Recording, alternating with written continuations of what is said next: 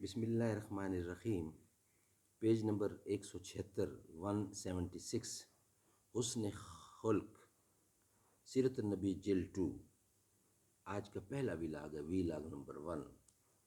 ناظرین، اردو زبان میں سرور عالم صلی اللہ علیہ وسلم کی سیرت پر جامع ترین کتاب سیرت النبی صلی اللہ علیہ وآلہ وسلم۔ رائٹر ہیں اس کتاب کے علامہ شبلی نعمانی رحمۃ اللہ، علامہ سید سلیمان ندوی رحمۃ اللہ۔ بسم اللہ الرحمن الرحیم، الحمد للہ رب العالمین والصلاة والسلام علی رسولہ محمد وعلی آلہ واصحابہ اجمعین۔ ویلاگ نمبر 1، پیج 176، حسن خلق۔ جو کام مجھے کرنے ہیں کرنے نہیں دیتے، جو کام مجھے کرنے ہیں کرنے نہیں دیتے، حالات مجھے غم سے نکلنے نہیں دیتے، حالات مجھے غم سے نکلنے نہیں دیتے۔ سچ ہے کہ وہی لوگ میرے دشمن جاں ہیں، جو لوگ مجھے جاں سے گزرنے نہیں دیتے۔ حسن خلق، حضرت علی رضی اللہ، حضرت عائشہ رضی اللہ، حضرت انس رضی اللہ، حضرت ہند بن ابی حالہ وغیرہ جو مدتوں آپ کی خدمت میں رہے ہیں، ان سب کا متفقاً بیان ہے کہ آپ نہایت نرم مزاج، خوش اخلاق اور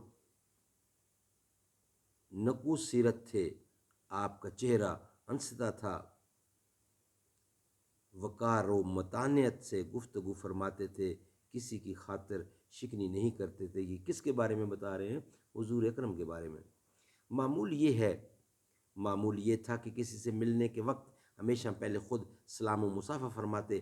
کوئی شخص جھک کر آپ کے کان میں کچھ بات کہتا تو اس وقت تک اس کی طرف سے رخ نہ پھیرتے جب تک وہ خود منہ نہ ہٹا لے۔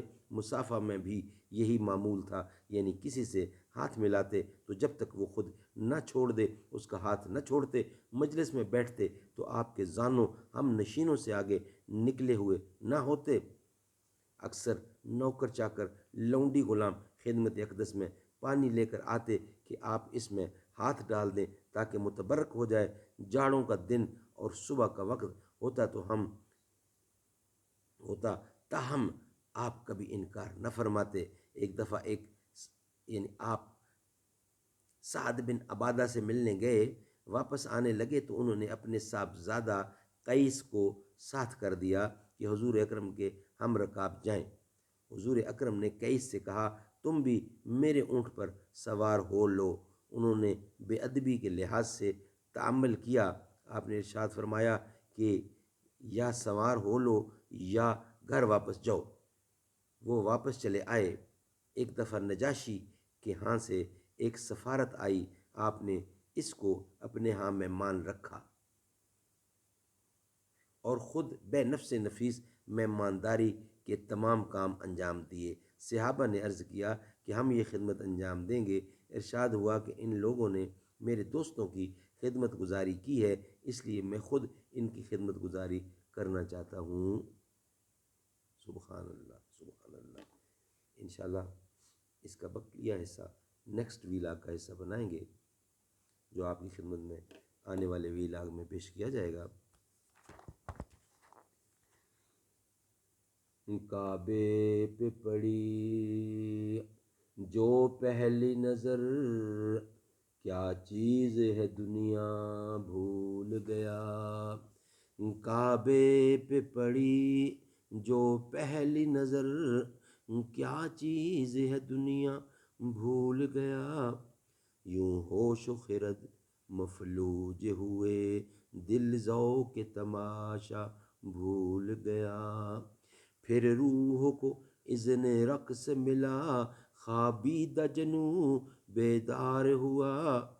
طلبوں کا تقاضا یاد رہا، نظروں کا تقاضا بھول گیا۔